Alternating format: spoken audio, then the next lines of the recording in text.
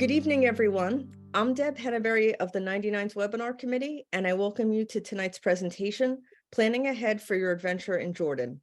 I'd like to take a moment to thank the sponsor of tonight's webinar, SiriusXM. And now I'll hand things over to Glenna Blackwell. This evening, we're just thrilled to feature Minnetta Gardinier. Minnetta is a member of the Iowa chapter in North Central Section. She's currently acting as our 99's Vice President. Thank you so much for joining us, Minnetta.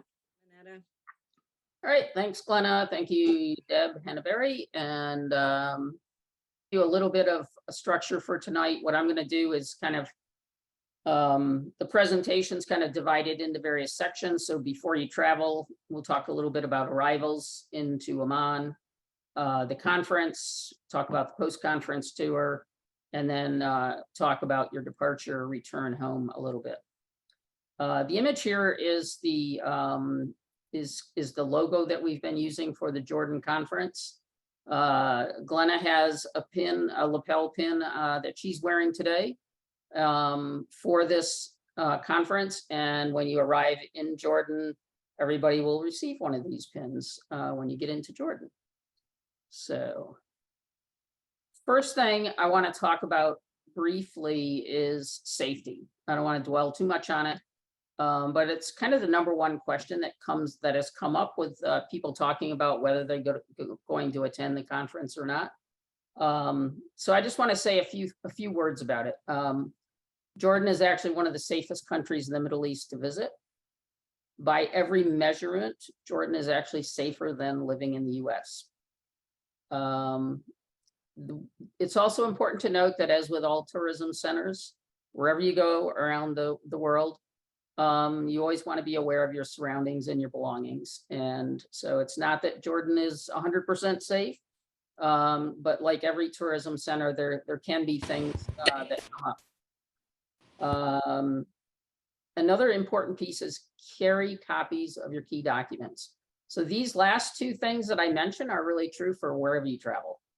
So make sure you have a photocopy of your passport, any visa, other IDs that you might carry, credit cards, and separate those from your documents.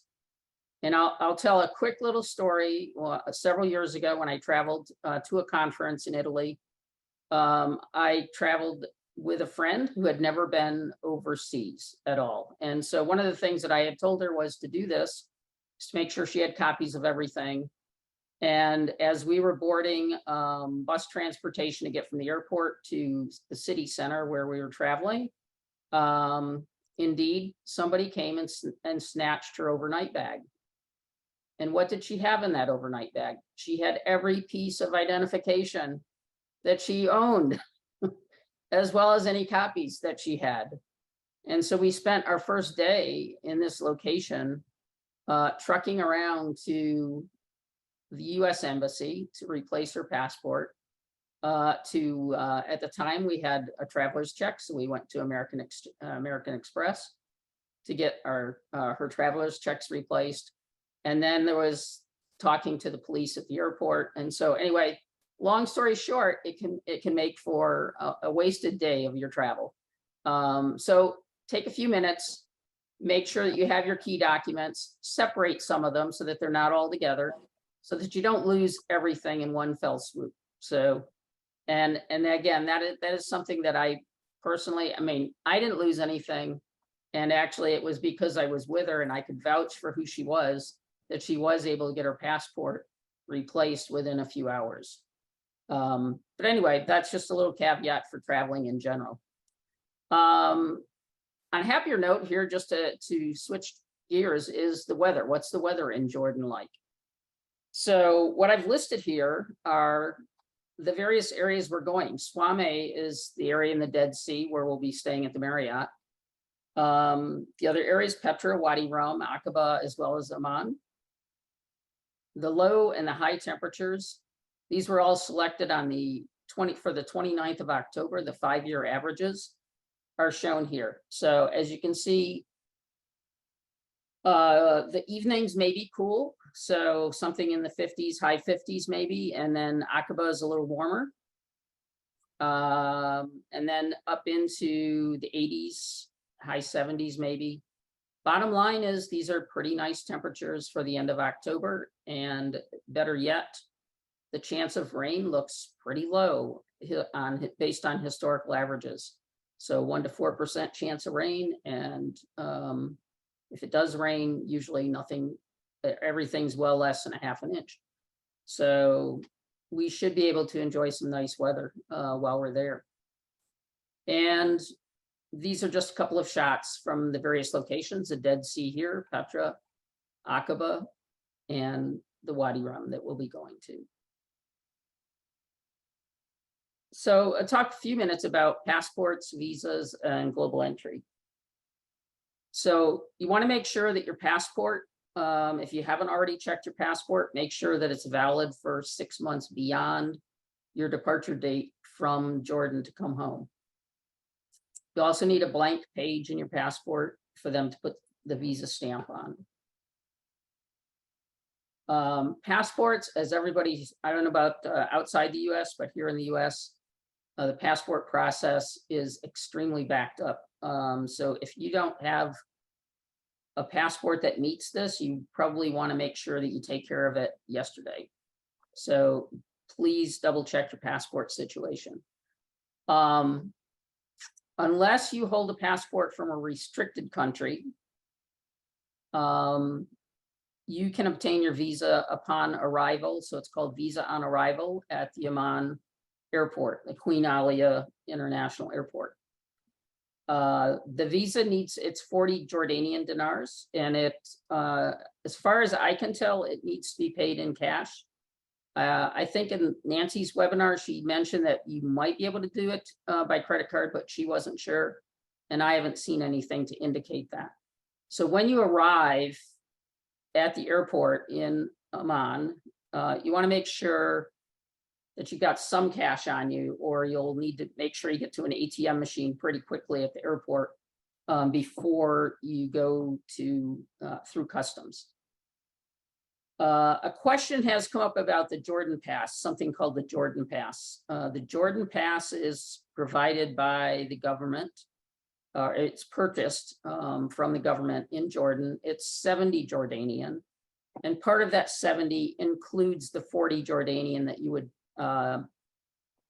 use to purchase the visa. So the Jordan Pass includes the visa cost, but it also gives you kind of free entry to many other sites in Jordan. Only if you plan to visit sites that are not included in our tour, that would make the Jordan Pass perhaps a good value for you to purchase if you're going to be visiting other sites outside of where we're going on the tour. Otherwise, the visa will suffice, and your tour package includes your entry to Petra, which is one of the main places where you have to pay admission type thing. So again, if all you're doing is the post-conference tour, just get the visa. If you're doing some other extended traveling around Jordan, outside of the venues where we're going, then you might want to consider purchasing the Jordan Pass. And you have to do that online before you go, I believe. So you have to check into that a little more. The other thing that came up, and this was not in the magazine article, is within 72 hours of your travel to Jordan, you'll need to go online and submit a form called Travel to Jordan Declaration Form. It's pretty comparable to the declaration forms that we fill out for, like if you travel outside and you come back to the States, there's the customs form that you typically fill out. It's pretty similar to that. So anyway, you just fill it out online and then you hit the submit button. And within that 72 hours, you should receive back a QR code. And when you go to customs in Amman to get your visa, you'll need to show them that QR code. And the website for finding this form I've shown here. The other thing that's recommended is that when you clear customs, they're going to want to know kind of what your purpose is in going to Jordan. So you want to bring copies, kind of have some copies of, say, the conference and the tour itinerary, and maybe some of your hotel reservations, just as a means to provide some evidence of what you're doing in Jordan. They may or may not ask you for that, but definitely recommend that you have it available. Lastly, I'll mention global entry. So I've been one of the, I've been existing without TSA pre-check or global entry for several years. And so I have recently gotten global entry. It costs $100 for, it's good for 5 years. It also includes TSA pre-check. So this will help speed your time going through customs when you return to the US. So global entry is specifically a US thing. You'll also be able to use it when you go to Vancouver next year for the conference. So just a little plug for Vancouver. Cash and credit cards. So I've been tracking the Jordanian dinar, what the exchange rate has been. The Jordanian currency is linked to the US dollar.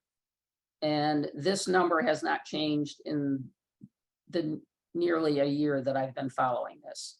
So 1 Jordanian is worth $1.41 in US dollars. So you'll want to keep that in mind, you know, as you're paying for things. It's one of the few foreign currencies that the exchange rate is higher than a 1-for-1, let's say. So ATM fees, this is something I found out today. So I've been looking at, generally I encourage people when they travel abroad is rather than order up a bunch of money here and bring it with you, is to just use the ATMs that are in the country where you're traveling. You'll get the best exchange rate in general.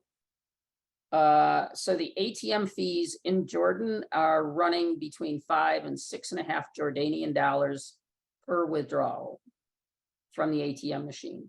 And there's a limit that you can only take out 250 Jordanian per day. And 250 Jordanian is about $350, I think. So that's the per day limit. And again, each withdrawal has a transaction fee, or will have a transaction fee of 5 to 6.5 Jordanian. You might want to consider ordering up some Jordanian currency from your bank before you go, and just bring a small amount with you. So maybe bring 80 to 100 Jordanian with you. And that'll actually help pay for your visa when you get into the airport in Amman.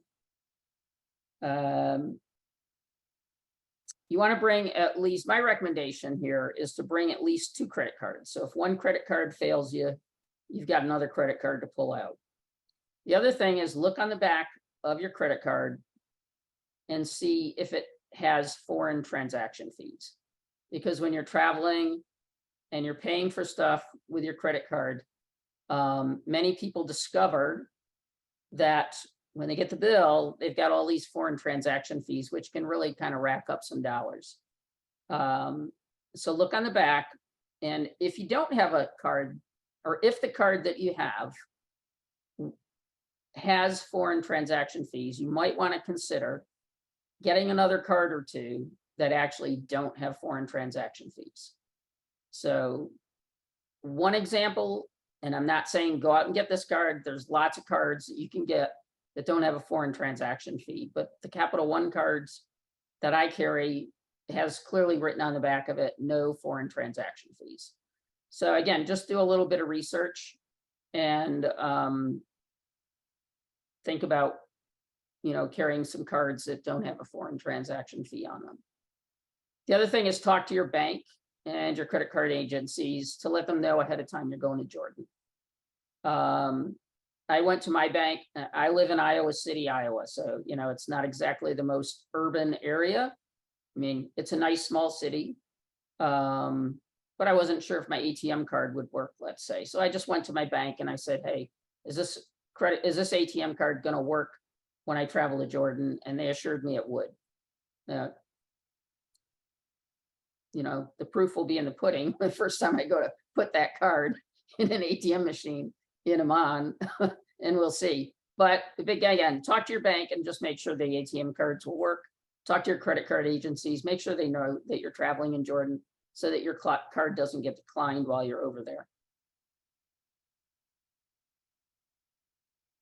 I hope that everybody on this call tonight has already booked their flights to Jordan. And if you haven't, then I would book them sooner than later. If you're following the news, travel is up tremendously this summer. And in particular, travel internationally is up a lot. Jordan is also kind of a popular place to go these days. So anyway, just make sure you get your flights booked pretty soon. I'll just review, like from the magazine article I had noted. So there are nonstop flights from North America from about five different places here. So Chicago, Detroit, Montreal, New York City, and Washington, D.C. Those flights are going to take about 11 to 13 hours. So it's a long flight. Make sure you have a lot of reading material with you. Or hopefully maybe you can sleep on the plane. I'm a pretty good sleeper on the planes, but that's probably more sleeping than I'll traditionally do. So Royal Jordanian Airlines actually flies from all of the cities above, with the exception of Washington, D.C. So like the flight that I booked, I think I go from Cedar Rapids to Chicago on American, and then I hop on Royal Jordanian, which is a partner with American Airlines. So you should be able to catch a pretty decent connection for the most part. There are also a lot of other airlines that you can fly on that might have one or two stops. You know, some of them I was looking at, you can stop in London before you get to Jordan. You can also go to Dubai is another place where a lot of flights go, and with transfers over to Jordan. By the way, this Royal Jordanian plane that's in the picture here is a livery that they put on this plane that actually is the treasury of Petra. That's been kind of wrapped onto the plane. Please contact Anna at AKA Travel of your travel plans, because what she's trying to do is to find out when people are arriving on their flights. And if she knows when people are coming in on flights, then she can kind of group our members together to maybe help get them over to the Dead Sea Marriott Hotel. So please, keep in touch with Anna. Anna is not traveling to Jordan. Anna typically goes to our conferences, but she is not going to be in Jordan. So she is kind of doing this as a special case scenario for this conference for us. And because of that, the other thing that I want to recommend or want to encourage people not to do is Anna's really helpful. She's really super helpful in helping people make these plans for Jordan. If you ask her to give you information on the best air travel, so if she's doing your homework and doing your research on air travel to Jordan, then please use her services. And there's a standard travel agency fee of $35 for that service, and she charges for that service. It's a standard within the industry, the travel industry, and it's worth her efforts.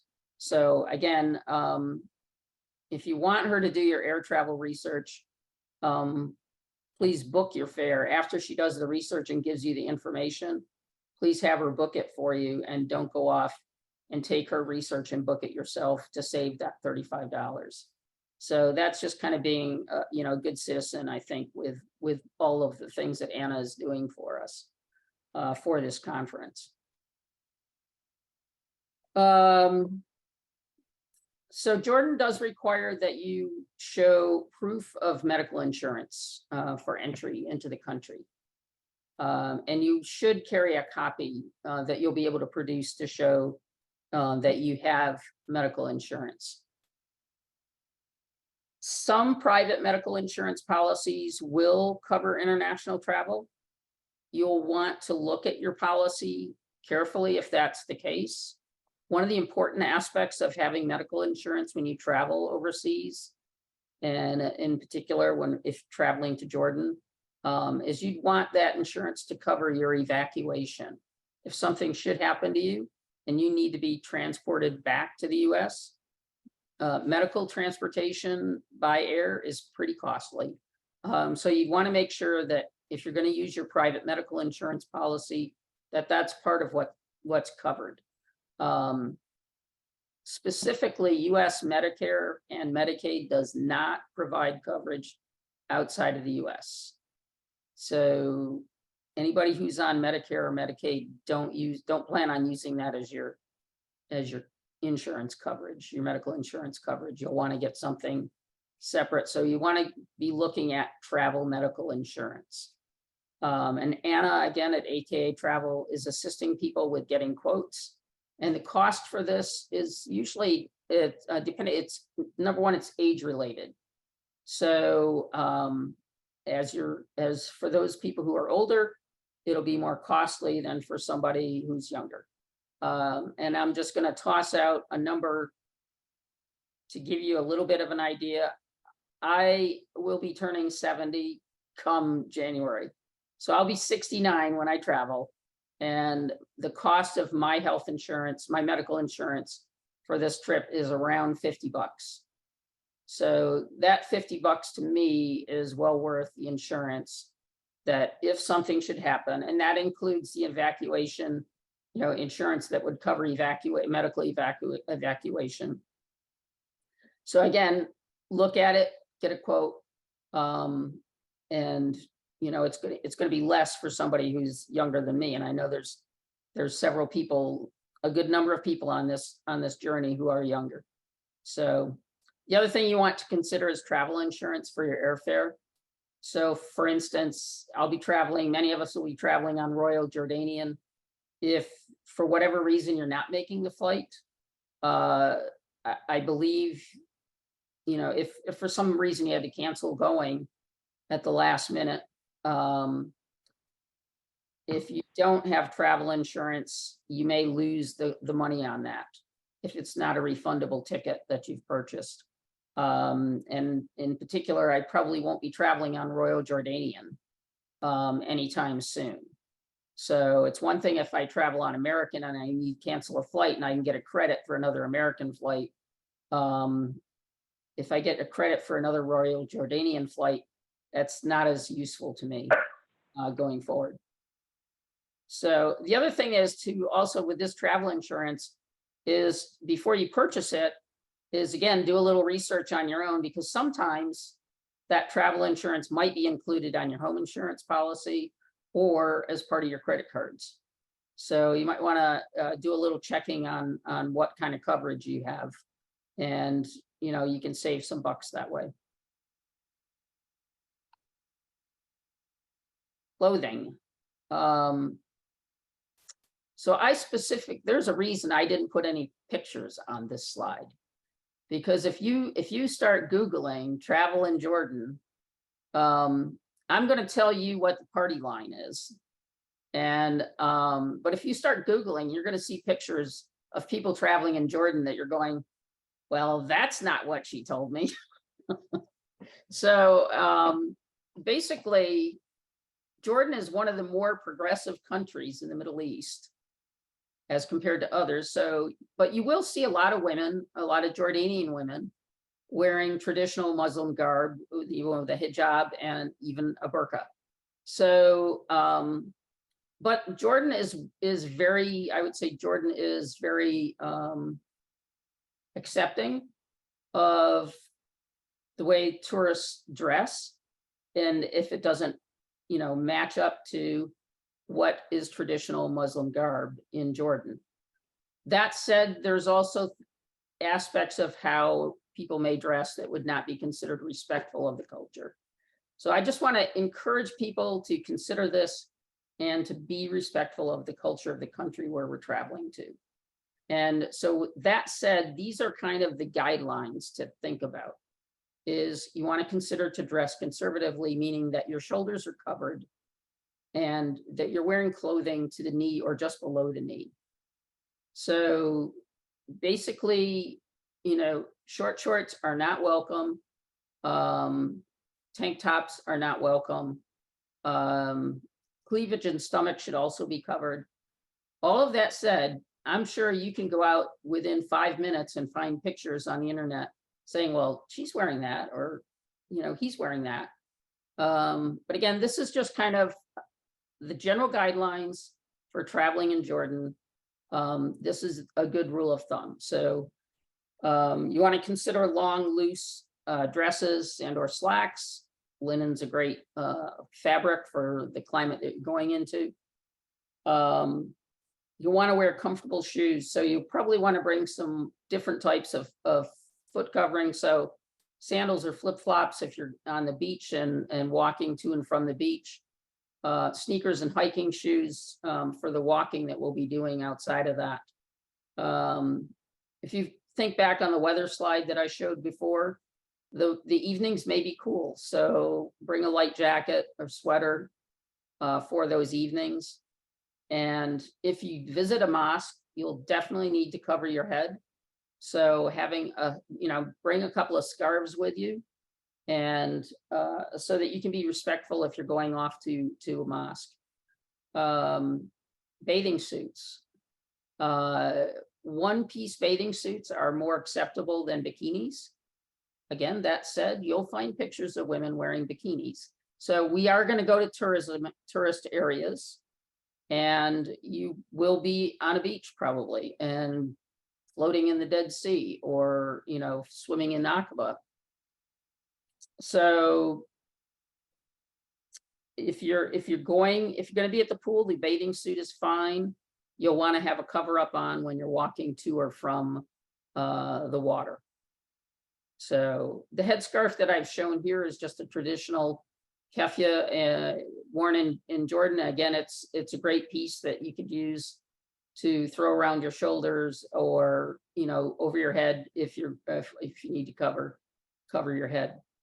So again, layers is kind of the key to this. Everything that I've read, it's layers, layers, layers. And so that you can, you'll probably you want to bring some long sleeve shirts, and you'll be in areas where you can take the long sleeve shirt off with just a t-shirt on instead. And so again, there's flexibility here, but I don't recommend pushing it too much. Other things to think about packing. So having some plug adapters as well as converters. So it's 220 volts is the electrical system over there. So you'll need to step down the voltage coming out of the wall to your devices. So you can usually pick up a fairly inexpensive adapter converter set. The one that I'm showing here is, I think it costs, I don't know, less than 35 bucks or whatever. Language book or app on your phone, and or travel guide that'll have a few basic words to become familiar with is always handy to be able to speak a little bit of the language. Personal care items. So, keeping some basic first aid items, making sure your prescriptions are well stocked for what you'll need while you're over there. Sunglasses, sunscreen, long sleeves, those are all pretty much a given to sort of just protect you even from the sun over there. Already mentioned the scarf, having a brimmed hat with you especially when we're out in the Wadi Rum, there's going to be a lot of sunshine out there. So, and just being able to protect yourself from the sun to some extent. Flashlight. When we're in the Wadi Rum, it's going to be really dark out there at night. And, you may be stepping outside. You'll want to have a flashlight with you to get around in the Wadi Rum camps a bit. Portable charger. We're all pilots, and probably most of us have, a portable charger that we use when we're in the plane to charge up our iPads or whatever. Might want to consider bringing one of those along. One thing that I've heard about in the Wadi Rum camps is that sometimes the power, there'll be periods of time where the power might be out. So don't plan on charging everything up at night necessarily. You may need to keep some things charged up before, because the power may go out during the evening, during the nighttime. So kind of be a little cognizant of that. And all of these things that I've been telling you to pack, now what I'm going to do is to tell you to pack lightly and efficiently. So here's the thing. You're going to arrive at the Amman airport. You're going to go to the Dead Sea, and then we're going to carry on to a variety of other locations. And then you're going to go to Amman for another night or two before you transit home. That means we're not making a circuit. So everything that you brought with you, you're going to have to carry with you. So you're going to do a lot of traveling, and you want to make sure that when you're traveling, you don't have to lug a lot of stuff around with you. So try to be as efficient and light as possible when you pack. So get creative in terms of how you can do that without carrying a massive suitcase around with you. And I'm really notoriously bad. I don't pack lightly. So this is something I'm going to have to work on in preparation for this trip for sure. And so this is kind of all the lead up to getting ready to go. So we're going to take a 5-minute break, and I'm going to let Deb Henneberry feed in some questions. We're going to limit it to 5 minutes. She's going to call time, and we're going to move on. And some questions may not get answered, and we'll pick those up at the end, hopefully. Thanks, Minnetta, and thank you to people who have been typing into the chat with some suggestions. I've seen some wonderful suggestions in there. So first question we got, people who will not be arriving at the Amman airport, if they're coming in by car or through some other way, where do they get their visa? Sorry, can you repeat that again? Sure. Yeah, we had some questions about coming into Jordan, but not through the Amman airport. So if you're not arriving there, or if you're coming in by car or some other way, where's the opportunity to get the visa? So it is my understanding, and again, we haven't researched all of the permutations of how to get to the Dead Sea through customs. But it is my understanding that if you come through any other port besides Amman, I think you have to have your visa ahead of time.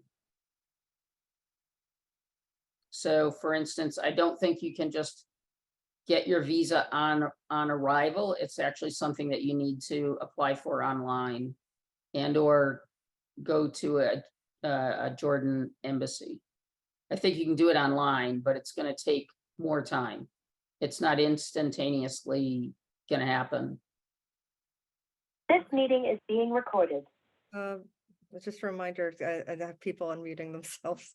Please try to stay muted, and if there's anything you need to hear again, actually there is a question, Minnetta, while I'm on this topic. Will you be this, as always, the webinars are going to be posted online, both on the 99's website, and we have a YouTube channel.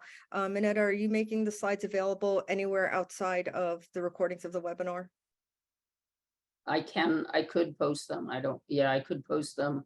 Actually, I could post them on the 99's conference webpage. Okay. Now I saw that you had some slides coming up regarding ATMs. So you did have a question about ATMs and their availability at the airport and before getting a visa. Do you want to hold off on that till you get to ATMs? No, actually, I kind of talked a little bit about ATMs. I'll take care of it now. There are lots of ATMs around, so there'll be ATMs at the airport in Amman, and generally there are typically in the tourist areas. There will be ATMs. Do not plan on ATMs in Petra or the Wadi Rum. So the Dead Sea resort area, as well as the Aqaba resort area, you will find ATMs pretty easily, as well as the Amman airport. And on the topic of money, do we pay Alia cash for the post-conference tour? Yes. Alia for the post, and I'll talk about that when I get to the post-conference tour. Okay. And then there was a question, who did you use to get your medical insurance? I have not purchased it yet, but it is, it's gonna be, it's a recommendation from Anna. And I cannot remember the name of the company. And I did not see a toilet paper slide coming up, although that was discussed back in May. Do you have any information regarding where toilet paper is and is not available? Or are you going to discuss those kind of necessities in your next portion? I did not discuss that, but I will tell you what I've read today, over the last week or so, is that toilet paper is not as readily available as we are used to it. And so it's recommended to either basically bring some wipes or Kleenex or a roll of toilet paper with you. So you can, there are generally attendants where you could purchase, I believe, when you go into the restroom. But yeah, that's my understanding so far. And then aside from buying souvenirs and things like that, will there be any other need to have cash on hand? Oh, let me back up. The other thing is that it's not uncommon to have the bathrooms that you'll be using will have a bidet, but some people are not used to or comfortable using bidet, and that's why they kind of miss not having the fact that toilet paper is missing. So as far as cash, I guess it's kind of up to everybody. It's what they plan on spending money on. So there will be places where you will be purchasing lunch. So like all of the meals on the tour are not necessarily included. So there will be places where you will have to be purchasing lunch. You'll want to purchase some snacks maybe to have on the bus. Yeah, just kind of mundane type things that you might want to purchase besides whatever souvenirs and that sort of thing. Oh, and the optional activities. I mean, that's the other place, is the optional activities. And I guess we'll talk about those later on. So. Okay, I'll do one more question for now because we're hitting 5 minutes. The American dollar, can that be used anywhere within Jordan? Not so much. It is a kind of a cash-oriented country, but the preference is for local currency. So I would not recommend planning to pay people in US dollars. Okay. Thank you. Yep. Is that it? Well, we just got one other, thank you again for everyone who's putting their experiences and suggestions in the chat. Do public restrooms require payment to use? That's the last question we have. I don't believe so. I mean, you may run into some. I think where the payment piece is if you're paying the attendant to provide some things, toilet paper or whatever, maybe a hand towel or something. Yeah. Okay, thanks. All right. So that was kind of the biggest block of material. The next piece is, okay, so now that you've done your planning ahead and you're arriving at the airport, is you'll want to find an ATM. So yes, there are ATM machines at the airport in Amman. You want to collect your luggage and head off to customs, and there's where you're going to get your travel visa. And again, that requires cash, as far as I know, in Jordanian dollars. So again, the 40 Jordanian is what you'll be paying. The ground transportation piece is, again, Anna is trying to, if she has people's travel information and she knows when people are coming in, I think what she's going to try to do is to coordinate and prearrange some ground transportation that can be picked up. So, and we will try, again, I've never been in this airport, but we will, basically head off to the ground transportation area. And we'll hopefully try to set something up where people can gather together and meet up. More than likely, you will have seen, some other 99s on the flight that you might be coming in on. So you'll be able to kind of gather together and sort of pick up your ground transportation. The other thing is that there are taxis and as well as Uber. So if you want to just go off on your own, pick up a taxi or order up an Uber, you can do that. In general, it's my understanding that taxis are cheaper than Uber or Careem. Careem is a kind of an Uber equivalent, a local Uber equivalent in Jordan. So those are kind of the other options relative to having something more set up as a reserve as ground transportation. The travel time from the airport to the Dead Sea is about an hour. So that's about how long it'll take you to get over to the Dead Sea Marriott. Tipping, also referred to as bakshish. It's not required, but it's very much appreciated. 10% is a general rule of thumb for what's the amount to tip. Restaurants, good idea to plan for that 10%. Hotel, so if a porter is taking your some of your heavy luggage, it's about a Jordanian dinar, 1 JD per bag. And for the service, the maid service within your hotel room, it's about 2 Jordanian per day is a ballpark to work from. If you're going to the spa and you have a good time at the spa, then consider a tip of about 5 to 10 Jordanian. We're going to be on buses, so there's going to be kind of big transportation in terms of moving people from the Dead Sea Marriott to our other venues on the post-conference tour. Generally, the drivers would be tipped, but instead of having each person tip them, what Alia is planning to do is to take care of tipping the drivers and the Bedouins at the Wadi Rum camp. And so she's going to, in addition to that 200 Jordanian for the tour, she is probably, again, this is not set in stone, but the amount is not set in stone. She's going to collect money from each member when they pay for their tour. And that money will be set aside to use as the tipping for these individuals. You may be engaging in some of the optional activities that have to be paid on site when you arrive. And we'll mention some of those later on. The cost of those activities was in the March-April issue of the 99s magazine. But we'll talk to Alia about those details. But you probably will want to be tipping some of these individuals also. Again, that might be something that's on your side to do at that point.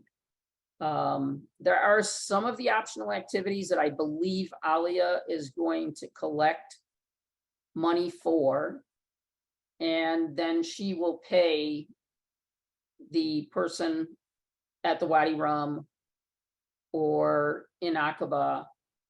She will pay them ahead of time. You'll basically have kind of a ticket to use.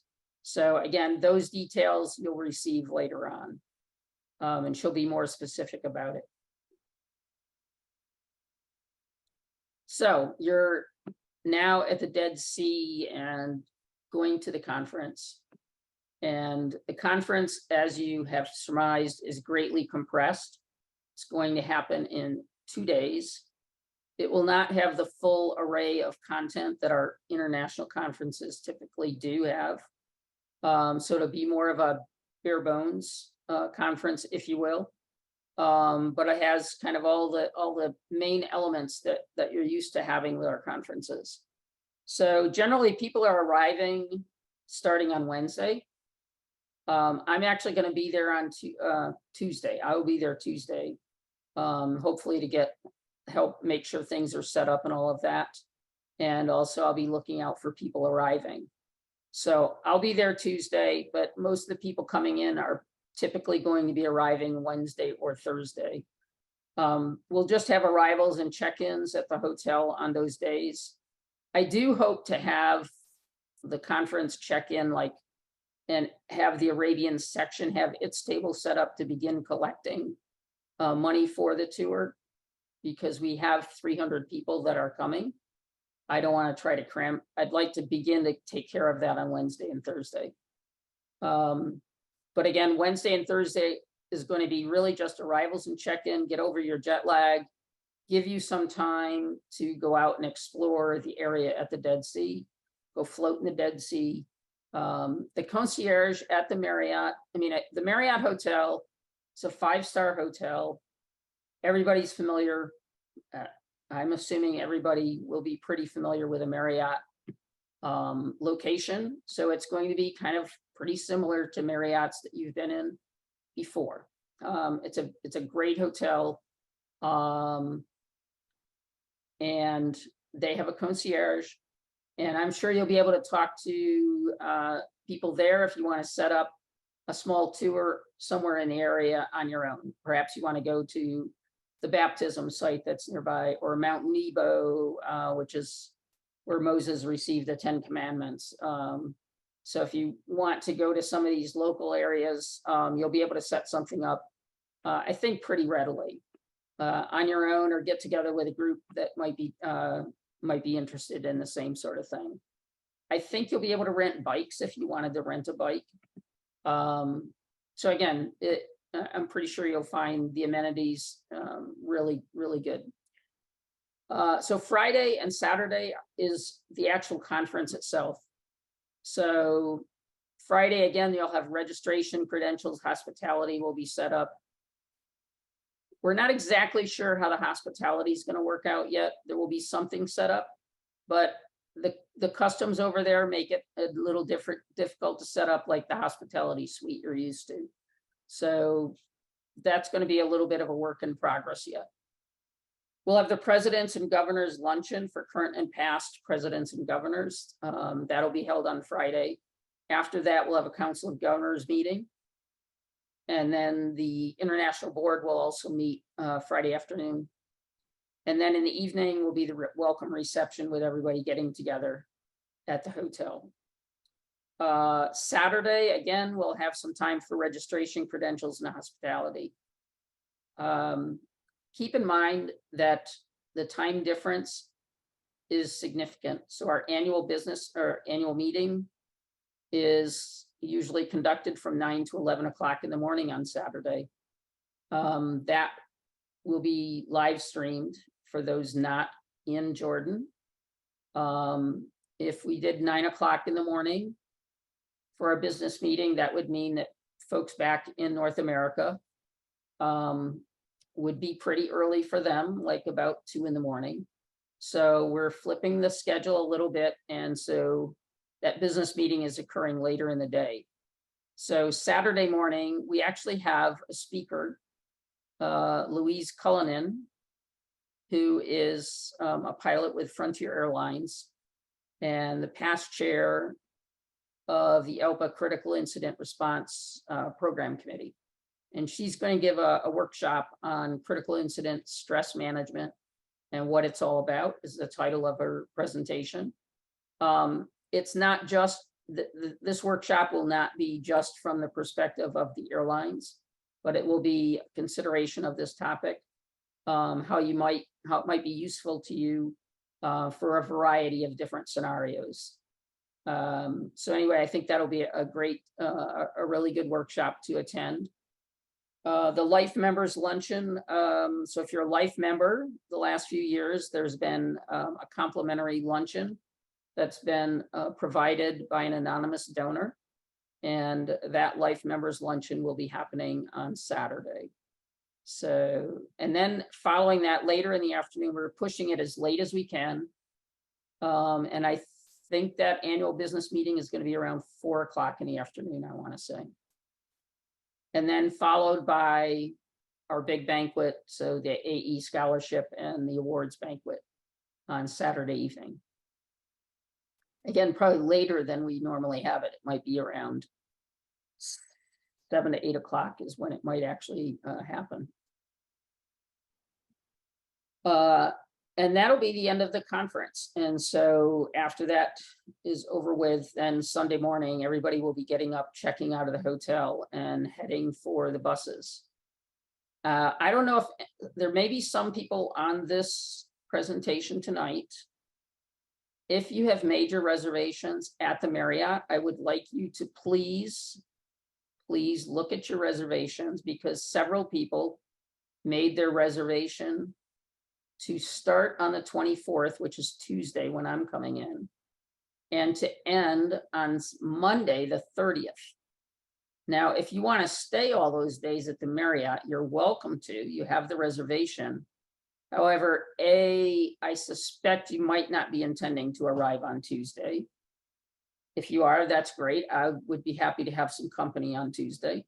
But if you're there Monday morning on the 30th, you missed the bus if you're on the tour. So make sure that you contact the hotel to change that reservation to when you're really coming in and also when you're really leaving. So except for a handful of people, everybody's going on the tour as far as I know. So you'll definitely want to correct your reservation, because I'd hate to have you wake up Monday morning and find no 99s around and, you know, no way to get to Petra. Just saying. So I'm going to break again so that was just kind of the conference piece, and then we're going to go on to talk about post-conference. So I'm going to have a brief break here if there's any questions. Yeah, you got a few, and thank you again to everyone helping out in the chat. Lucky to have Nancy Wright, who did our last webinar on Jordan. She's with us. There was questions about if the Uber app would work in Jordan, and supposedly yes, it will. Yeah, you do need to have those apps downloaded. I download them ahead of time on your phone. Yeah. Okay.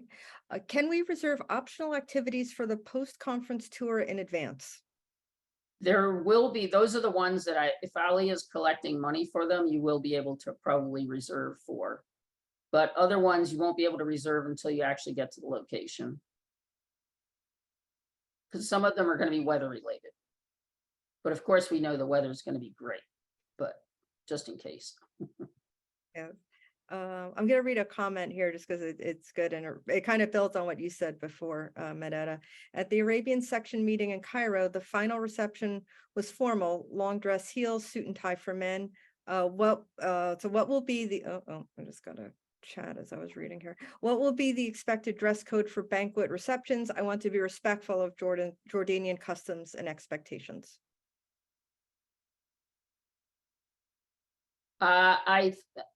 So I think there'll be a bit of a range. It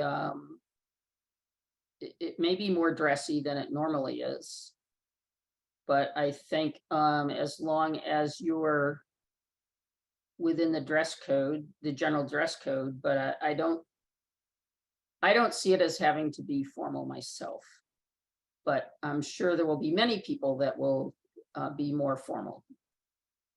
So, you know, I don't think there's a straightforward, easy answer on that question.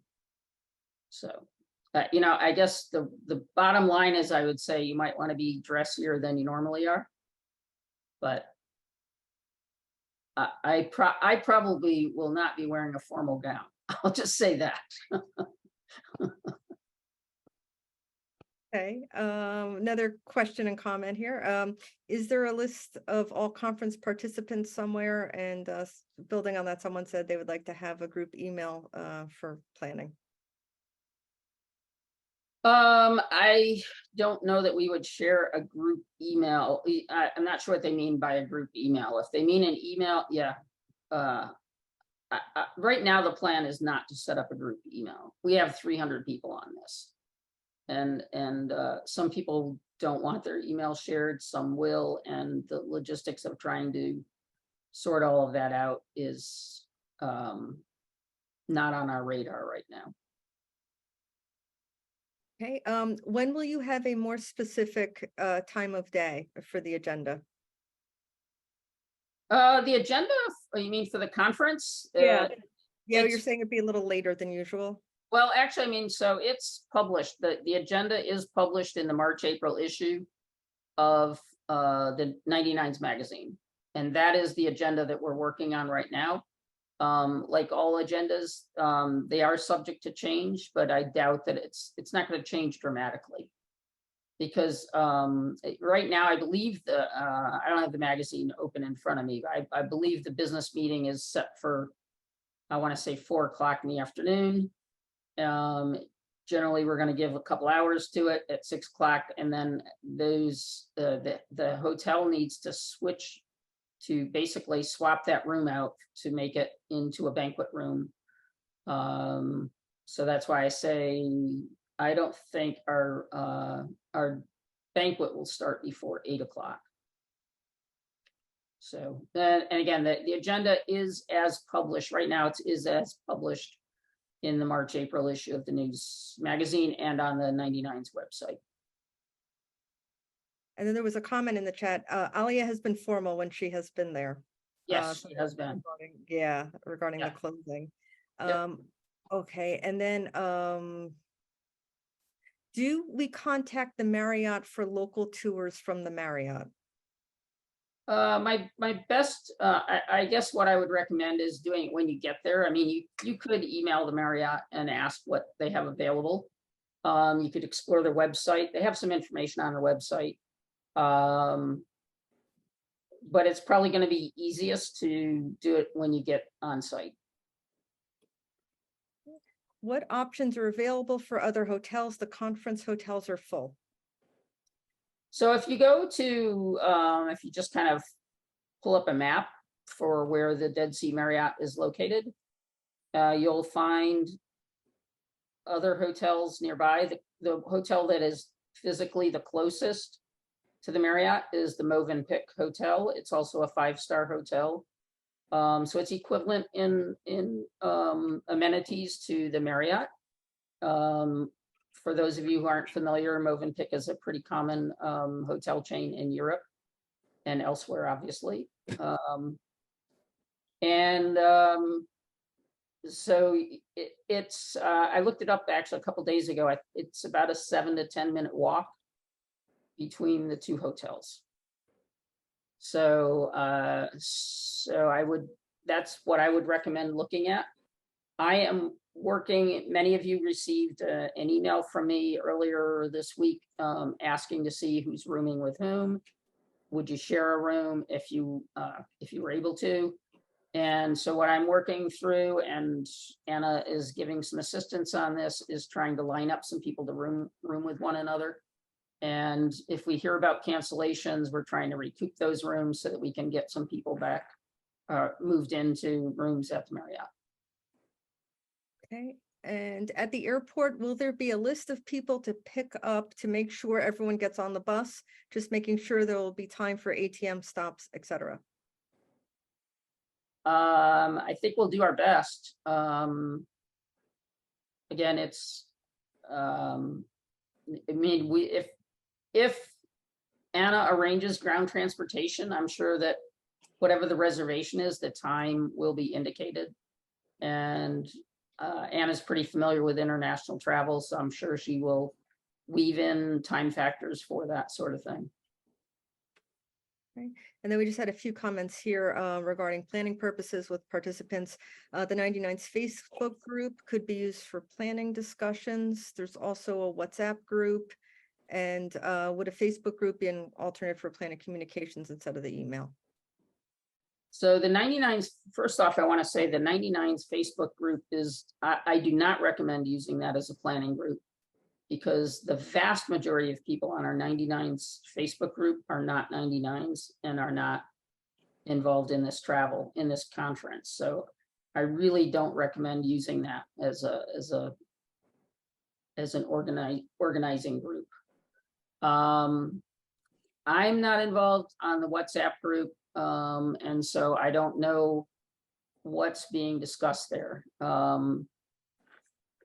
So what we're trying to do is to kind of keep the messaging kind of squared away between Anna and myself through using, posting things in Straight and Level, as well as on the 99's website, and using Straight and Level and communicating with people that way. So. Okay, and we hit our 5 minutes, but we just have one more just a group of questions and comments here regarding the hotel. So it was a question, is the transportation from the airport to the hotel included or extra? No, that's extra. That's not included in anything. So that's basically it's the same as a ground transportation anywhere when you're traveling into a conference. So Okay, and then secured the Dead Sea Marriott already for the conference days. Do we need to make any hotel reservation for post-conference? the hotel reservations, so if you go back, I mean, the best thing to do would be to review the March, April issue article, but the conference is just the Marriott. And the post-conference tour, the other hotel that people needed to reserve was the one in Aqaba. So that's not included in the cost in that $200 tour fee. What was covered in the $200 tour fee are the 2 nights in the Wadi Rum. So nobody has to make any arrangements in the Wadi Rum. Alia will be dividing people up and taking care of that. So the hotel arrangements that members need to make are for the conference at the Marriott, the Hyatt Regency in Aqaba, and the Amman Hotel, which I'll talk about later. Okay, and we are all caught up. Okay. So post-conference tour, I just put this slide in again, showing kind of where we're going to be visiting. So many people aren't familiar with the Jordan geography. So the Amman airport is located kind of about equidistant between Amman and the M for Marriott here. So it's not right in Amman, it's a little ways out. So the post-conference tour is going to take us from the Marriott on the north end of the Dead Sea down to Petra, and then on again to Wadi Rum, and then over to Aqaba. So this is kind of a rough area where we're going to be. So it's pretty much all on this western edge of Jordan. As I said, Sunday morning, again, anybody who's holding a reservation for the 30th, you want to make sure you change that, and that you wake up Sunday morning and come downstairs and check out of the hotel on October 29th. And the buses will depart that morning and they'll travel to Petra, and they'll go on to Wadi Rum on the same day. Monday, you'll be spending time in Wadi Rum. You'll have the whole day there. And then on Tuesday morning, you'll still be in the Wadi Rum. And in the afternoon, the buses will depart from the Wadi Rum to go to Aqaba. So there'll be the Hijazi train ride will occur Tuesday morning in the Wadi Rum. And this is all part of your post-conference tour package. The bus will take you to Aqaba, and that evening, there will be a reception and a charity raffle at the Hyatt Regency Aqaba that evening. And so this is something that Alia is set up. So those of you who don't know Alia, this is a picture of her. And I just found this picture on the internet today. So it's amazing what things you can find on the internet. So this was taken a few years ago, I believe, not too long ago. But I selected this picture because if you look closely at Alia, the jacket she's wearing has a 99s logo on the front of it. And you'll see the interlocking 9s in Jordanian flag colors. So, and then on the side, on her arm is the Royal Jordanian Airlines emblem, and she's first officer for Royal Jordanian Airlines. So anyway, I especially liked this image because of the 99s logo that she has put on this jacket. So anyway, just a little nod. And again, I want to give all the credit for this post-conference tour. The things that I'm working on are really the conference. And I want to give all the credit to Alia for organizing this post-conference tour. This is her bailiwick, and she has really put together a fabulous opportunity and adventure for all of us. And she's raised a lot of money that's helped to subsidize the cost of this. and has allowed us to keep, or allowed her to keep the cost of this tour as low as it is. And so I hope you all recognize that, thank her when you see her in Jordan. But again, so coming back over here to Aqaba, you'll have the Wednesday, November 1st to enjoy Aqaba, and then there'll be a farewell ceremony, which is kind of our big goodbye after this adventure. And then Thursday morning, those buses will be departing and heading off to Amman. So that's just a general overview. So again, in Petra, the travel time from the Dead Sea Marriott to Petra is going to be about 5 hours. This is the longest bus trip, I think, of for most of this trip. While we're in Petra, the group will be probably finding lunch, and that I don't know the details of right now. That's something that you would pay for on your own while you're in Petra. You want to make sure you wear some good walking shoes, because this will entail a fair amount of walking. And but again, if you look at most of the sites, they would say take 2 days to explore Petra. You're only going to have a few hours. So you're really just going to get a taste of Petra and to see some of the highlights. So that's kind of what the Petra piece is here, because then you'll get back on the bus later in the day. So you'll probably arrive in Petra about 1:30. You'll be definitely ready for lunch, and you'll have a little bit of time to walk. And then late in the afternoon towards evening, we'll be back on the buses to head off to the Wadi Rum. The bus from the Wadi Rum, from Petra to Wadi Rum, is about 2 hours, so it's not as far. You'll be spending 2 nights in the Wadi Rum desert camps. The group is 300 people. We all will not be in the same camp. So Alia is putting together who's sharing rooms with whom. So again, if we know who's sharing rooms at the Marriott, at the Dead Sea, all of that information is being given to Alia, and that helps her put together who's sharing rooms in the Wadi Rum. And there are some families who are traveling with kids. So most of the Wadi Rum accommodations will be 2 people to a room. Each room will have a bathroom. And beyond that, I don't know any details. There will be differences. You know, not everybody will have the exact same desert camp experience or venue as everybody else. So we will be split into probably 3 groups, not necessarily of equal size. And so that's where everybody will be staying. Generally, these, so included in the Wadi Rum package or the tour package is you'll have 2 dinners while you're at the Wadi Rum, Sunday and Monday evenings. And it'll include 2 breakfasts, Monday morning and Tuesday morning. On Monday, we will have lunch at a desert castle.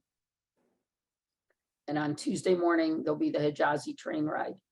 The train does not fit 300 people in it, so there will be at least 2 groups going on the train ride. You know, the group will be split into 2 for 2 separate train rides. So here's the optional activities that will be in the Wadi Rum. Again, there's added cost for all of these, and the pricing was listed out in the March-April issue of the 99s magazine. So folks will be able to participate, say, perhaps if you're interested in hot air balloon rides, Jeep tours, driving around through the Wadi Rum. There may be the opportunity to have microlight flying as well as camel rides. So there's a lot of different things that people will be able to do. And some of these Alia may collect money back in Petra for and provide you with a ticket to do something, to do whatever activity it is. Others you'll need to pay on site. And so again, this is something that Alia will have to provide more details on as we get closer to the conference. So, but again, here's where having cash on hand is going to be a good thing.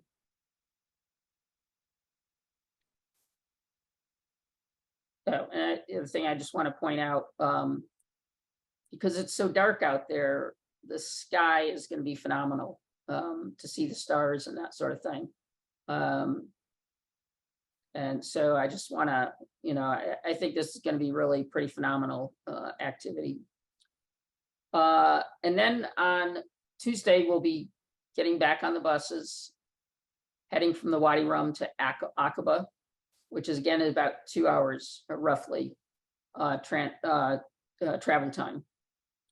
And you'll be in Aqaba for 2 nights. So Tuesday evening, as I mentioned before, there'll be a reception and a charity raffle. So the Arabian section of the 99s is very much involved in raising monies for some different causes. And so the charity raffle that's being held that night, the funds will be going to a designated charity that Alia will mention. And it could be also, it could be their Arabian section scholarship fund to help their members obtain flight experience.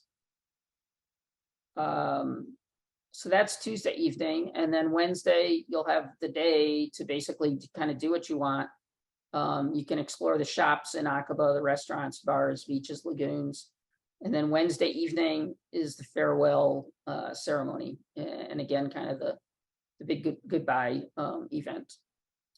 The optional activities are typically, you'll be able to take a boat trip where you can go snorkeling or diving. And on the diving, you might visit this underwater museum. There's an underwater military museum that's noted for Aqaba. And one of the things they have there is a C-130 plane that's been sunken. And so more experienced divers can take advantage of that. The diving, if you pay to go diving, there are different levels. So you could take an intro dive all the way up to taking a more experienced dive if you want. So those are things to think about. Again, the cost is set up as mentioned in the March-April issue. There are also boat trips where if you just want to take a boat out for, go out on a boat for a period of time without snorkeling or diving, but just go hang out on the water. That's probably another option to consider. So,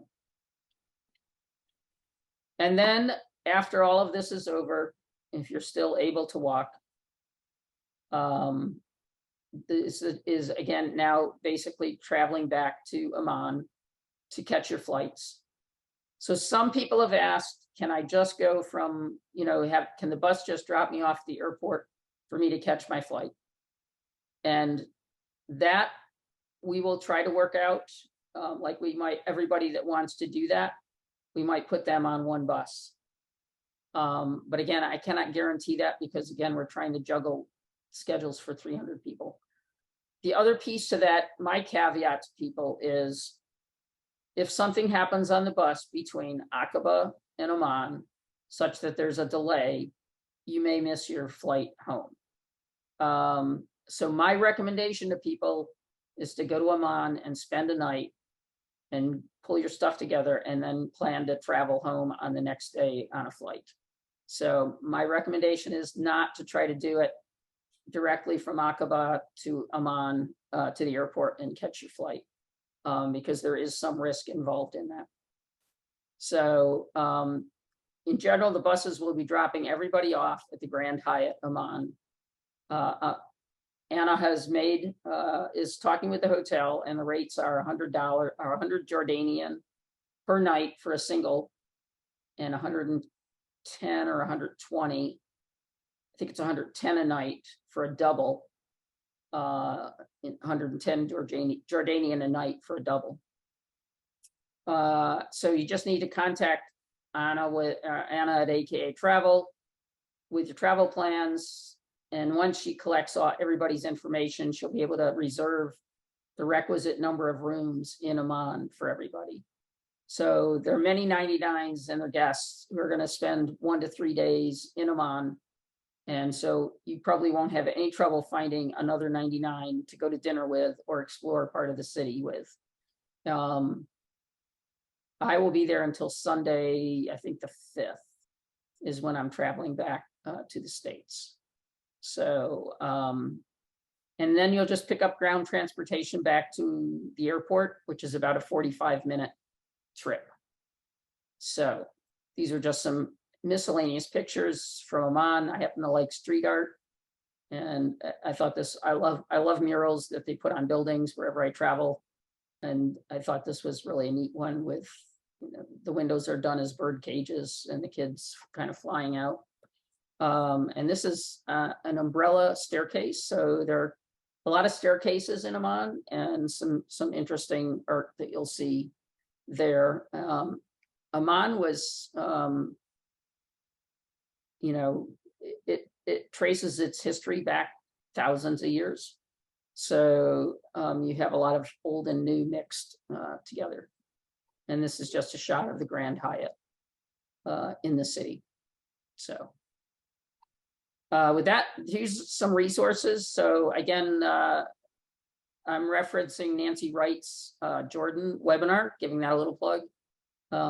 Definitely feel free to listen to that again.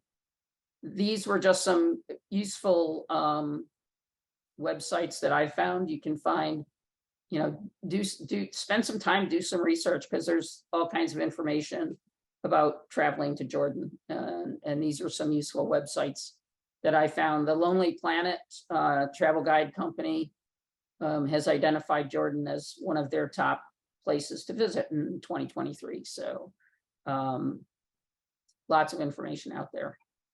And I think that's all I have. So I'll take any more questions that we have. Yeah, a few more. How long is the ride from the Dead Sea to Petra? Ride from the Dead Sea to Petra is the one. That's the one that's, did I miss 5 that? hours. It was 5 hours. Yeah, thank you. Getting a little brain dead there. Yeah, it's about 5 hours. And the trip from Aqaba to Amman is also about 5 hours. Maybe a little less, but again, we're herding cats. I'm good about herding 2 cats, but I'm not sure about 300, but I don't know.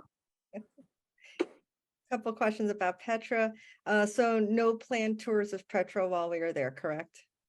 No, that will be kind of on your own. I think that you'll be sufficiently over it. My take on this is you'll be sufficiently overwhelmed when you're exiting the bus. It's basically you'll be walking through a slot canyon to get to kind of that center square. So yeah. And again, some of these details, there may be details that get filled in as we go, but it will not be a guided tour per se. You'll have a few hours to spend on your own. Okay, so no need to stay in a group. No, I don't think we'll be staying. Well, you know, I don't think we'll need to stay in a group, but then the one thing that is key is that everybody does need to be cognizant to be back at the bus at a certain time. Okay, So. should we bring snacks for the bus, or is it not advised with the local wildlife like other camping trips? I would recommend that people do bring some snacks for the bus, especially on the 5 hour. And the other thing is people have different dietary needs. And so, for instance, if you're trying to eat gluten-free, you know, for special dietary needs, you need to be cognizant you might not find what you're used to. And so having some snacks that you're used to may be a good thing. So I would encourage people to definitely bring some snacks with them. Kind of carry in, carry out is probably the best rule of thumb. Okay, will we be responsible for all of our bags at all times in Wadi Rum, or is there some place that is more secure, like on the bus? I don't have the answer to that question right now. What I'm hoping is that people will be able to leave their bags locked in the bus for some of the time and carry what they need for 2 nights in the Wadi Rum, let's say. But I don't have the, you know, I have to talk to Ali about that. Okay. This next question, I believe, came in when you were talking about Aqaba. Will there be opportunities to do more than one optional activity? I think so. Yeah, I think so. Okay. Do you know if the diving activity will supply dive masters with different groups? Yeah, so again, take a look at the March issue of 99's magazine, because there are some of those details in there. So yes, I think there were like at least two, if not three levels on the diving. And I believe there would be a dive master, like they basically includes the equipment and that sort of thing. And I believe there's a dive master involved on those. I'm not a diver, so I'm not an expert in that area, but I'm pretty sure they're going to have somebody involved in there as a guide. Okay. Is there an estimated departure time from Aqaba back to Amman?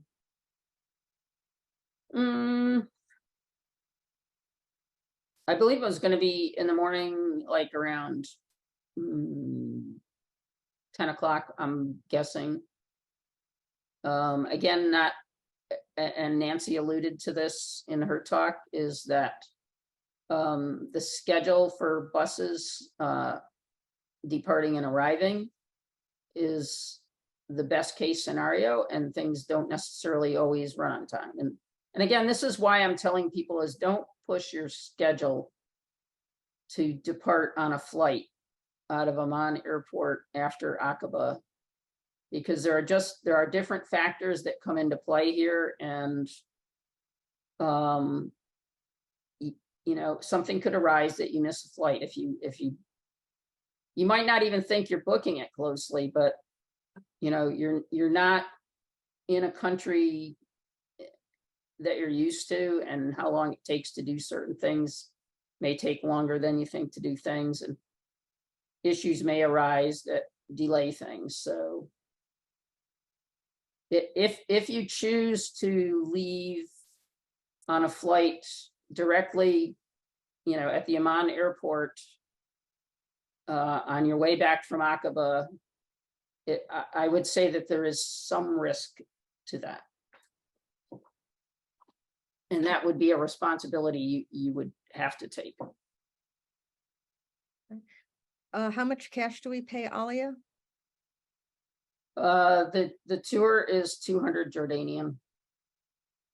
And then on top of that would be any, you know, optional activities, the ones that she would be collecting money for. And then, you know, as I said, there would be, if there's a driver's involved in whatever, then there would be an additional gratuity that she might collect from each person on that activity or whatever that would go, you know, would be taken care of for the group that was participating. Okay. Will we be able to get bottles of water throughout? I would imagine so, yeah. Yeah, I think actually drinking bottled water is probably recommended in terms of, you know, your GI tract acclimating. So, yeah, there will be, you know, water available. I mean, you would have to purchase water. I mean, it's, yeah, so you would be able to purchase water around the places we're going. Okay. Roughly how many hours will we have in Petra? Well, I think the estimated arrival time is 1:30, and I think the departure was something around 5 o'clock, 6 o'clock, something like that. I saw a bunch of stuff in here about the WhatsApp for communicating with other people who are going to Jordan. So Andrea posted that link for everybody in the app. Then we had a comment, Dead Sea to Petra is 3 hours. And someone else recommended placing Apple AirTags in all of your bags plus luggage. Dead Sea to Petra is 3 hours by car. I'm not sure I would say it's 3 hours by bus, not anywhere I've seen. And not what Alia is factored in for that ride. Okay. And can we make requests to be at the same camp and the same train trip with other 99s? I think not. Again, Alia will be herding 300 people. And I think we need to be conscious of that coordination that she will have to take. So I think making special requests would be maybe difficult. And I'm hoping I didn't skip anything. I think I got everything. So that is all of the questions we received in the chat. Awesome.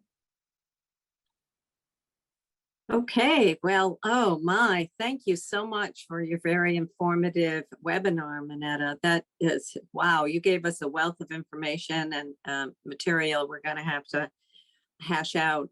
It's just so exciting. What an opportunity for the 99s. And thank you for all your work coordinating this. I can't even imagine what that has been like. So moving on, Deb and I just wanted to let you know, these are monthly webinars that we host. It's the second Wednesday of every month. Next month, August 9th, please join us for a presentation given to us by our very own Deb Hannaberry. Deb will give a talk about Amelia Earhart's time at Purdue University. Deb is an assistant professor there, and she's put together a really interesting webinar. So watch for that next month. And as we talked about earlier in this webinar, Minnetta's webinar will probably be about a week for it to be edited, and then it'll be available on the 99's website under resources, webinars. So you can look back at times and all the details she's mentioned here. Thank you everyone for joining. Good night. See ya. Thank you, everybody. Thanks. Thank you, Minnetta.